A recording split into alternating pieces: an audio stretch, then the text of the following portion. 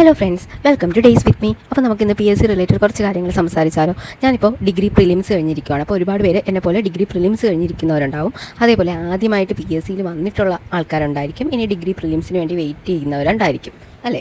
അപ്പോൾ ഈ ഒരു വീഡിയോ എന്തെന്ന് വെച്ചാൽ, നമ്മൾ ഓൾറെഡി ഇപ്പോൾ കുറേ എക്സാംസൊക്കെ എഴുതി മടുത്തിരിക്കുന്നവരുണ്ടാവും. ഇനി ഇതെനിക്ക് പറ്റുന്നതാണോ എന്ന് ചിന്തിച്ചിരിക്കുന്നവരുണ്ടാവും. പിന്നെ തുടക്കക്കാരാണെങ്കിൽ നിങ്ങൾ എഴുതും, ഇത് എന്താ ഇത്.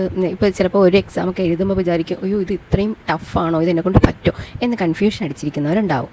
അതേപോലെ ഏജ് ഓവറായിട്ട് ലാസ്റ്റ് ചാൻസൊക്കെ ആയിട്ടുള്ള ആൾക്കാരുണ്ടാവും. എല്ലാവർക്കും ആകെ ഒരു കൺഫ്യൂഷൻ ആയിരിക്കും അല്ലേ, എന്ത് ചെയ്യണം, എങ്ങനെ ചെയ്യണം, ഇത് എന്നെക്കൊണ്ട് പറ്റുമോ. അതിനൊപ്പം തന്നെ നമുക്ക് ചുറ്റുപാട് നിന്ന് കുറേ പേരുടെ കുത്തുവാക്കുകൾ, കളിയാക്കൽ, പരിഹാസങ്ങൾ അല്ലേ. അപ്പോൾ ഇന്നത്തെ ഒരു വീഡിയോ അങ്ങനെയുള്ളവർക്കുള്ള ഒരു മോട്ടിവേഷനും അവരെന്ത് ചെയ്യണം എന്നതിനൊക്കെ കുറിച്ചാണ്. നിങ്ങളെപ്പോലെയൊക്കെ തന്നെയാണ് ഞാനും. ഇപ്പോൾ പ്രിപ്പയർ ചെയ്യാൻ തുടങ്ങിയിട്ട് കുറച്ച് വർഷങ്ങളാകുന്നുണ്ട്. ഇതുവരെ ജോലിയൊന്നും ആയിട്ടില്ല. അതുപോലെ തന്നെ ഇപ്പോൾ ഡിഗ്രി പ്രിലിംസ് കഴിഞ്ഞിട്ടുണ്ട്. അത് കഴിഞ്ഞിട്ട് നല്ല രീതിയിൽ പൊട്ടിയിരിക്കുവാണ്. അപ്പോൾ ആ ഒരു അവസ്ഥയിൽ നിന്നാണ് ഞാൻ ഈ ഒരു വീഡിയോ കൂടി ചെയ്യുന്നത്. ശരിക്കും എൻ്റെ സങ്കടം എന്തെന്ന് വെച്ചാൽ, മാർക്ക് കുറഞ്ഞതല്ല, നമ്മൾ ഒരുപാട് പഠിച്ചിട്ട് നമ്മൾ ചെല്ലുമ്പോഴത്തേക്കും നമ്മൾ കേട്ടിട്ട് പോലും ഇല്ലാത്ത ഇതൊക്കെ സിലബസിലുള്ള കാര്യങ്ങളാണോ എന്ന് ചിന്തിക്കുന്ന കുറേ ക്വസ്റ്റ്യൻസ് കാണുമ്പോൾ വല്ലാത്തൊരു സങ്കടം വരാറുണ്ട്. അതിനുപരി നമുക്ക് നെഗറ്റീവ് പഠിപ്പിക്കാൻ വേണ്ടി ഒരു മനഃപൂർവ്വം ഇടുന്ന കുറച്ച് ക്വസ്റ്റ്യൻ കാരണം നമുക്ക് അറിയാവുന്ന ക്വസ്റ്റ്യൻ തന്നെ നമുക്ക് തെറ്റിപ്പോകുന്ന അവസ്ഥ ഉണ്ടാവാറുണ്ട്.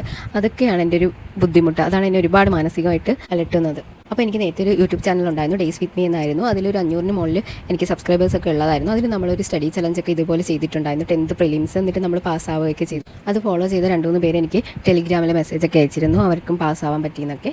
അപ്പോഴൊക്കെ എനിക്ക് വലിയ സന്തോഷം തോന്നി. കാരണം ആദ്യമായിട്ടൊരു PSC എക്സാംസ് പാസ്സാവുന്നു, പ്രിലിംസ് പാസ്സാവുന്നു, വലിയ സംഭവം തന്നെയാണ് എന്നെ സംബന്ധിച്ചിടത്തോളം.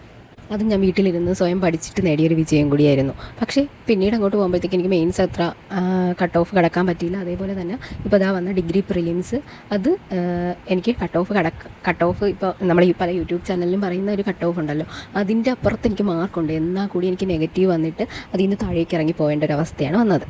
അപ്പോൾ ഞാൻ അധികം പറയുന്നില്ല. അപ്പോൾ നമുക്ക് കാര്യങ്ങളിലേക്ക് വരാം. ഇപ്പോൾ തന്നെ കുറച്ചായെന്ന് തോന്നുന്നു, സോറി.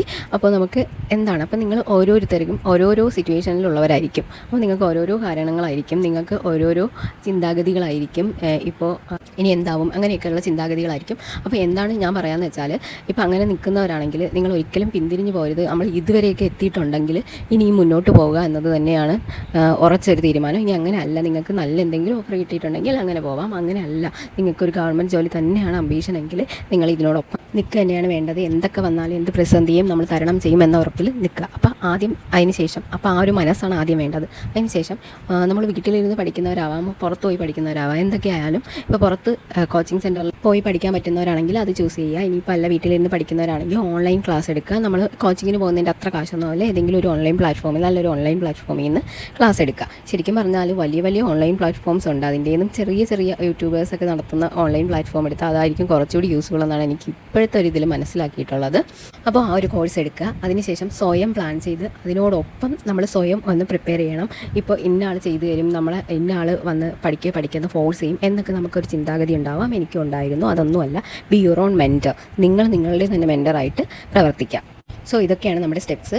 ഇതിൽ ഒരുപാട് സ്റ്റെപ്സ് ഇല്ല. അപ്പോൾ നിങ്ങൾ വിചാരിക്കും ഒരുപാട് സ്റ്റെപ്സ് ഇല്ലല്ലോ എന്ന്. എന്നാൽ ഒരുപാട് സ്റ്റെപ്സ് ഉണ്ടാവാൻ നമുക്ക് ഫോളോ ചെയ്യാൻ ബുദ്ധിമുട്ടായിരിക്കും. ഇങ്ങനത്തെ കുറച്ച് സ്റ്റെപ്സ് നിങ്ങൾ ഫോളോ ചെയ്ത് വരിക. അതായത് നിങ്ങൾ പ്ലാൻ ചെയ്യുമ്പോഴത്തേക്കും മിനിമമായിട്ട് പ്ലാൻ ചെയ്യാൻ നോക്കുക. ഒരുപാടാകുമ്പോൾ നമ്മൾ മടുത്തു പോകും. അതുകൊണ്ട് കുഞ്ഞായിട്ട് പഠിച്ചുകൊണ്ട് വരിക.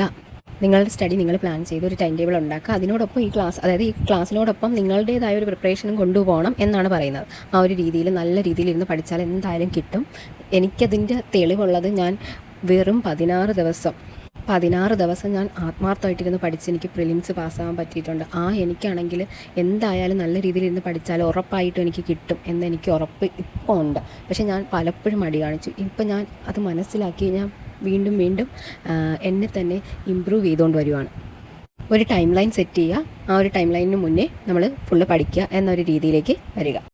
എന്തായാലും എല്ലാവരും ശുഭപ്രതീക്ഷയോടെ പഠിച്ചു തുടങ്ങുക. അപ്പോൾ എല്ലാവരും ഒന്ന് മടി പിടിച്ചിരിക്കുന്ന സമയമാണെന്ന് കരുതിയാണ് ഈ ഒരു വീഡിയോ ചെയ്തത്.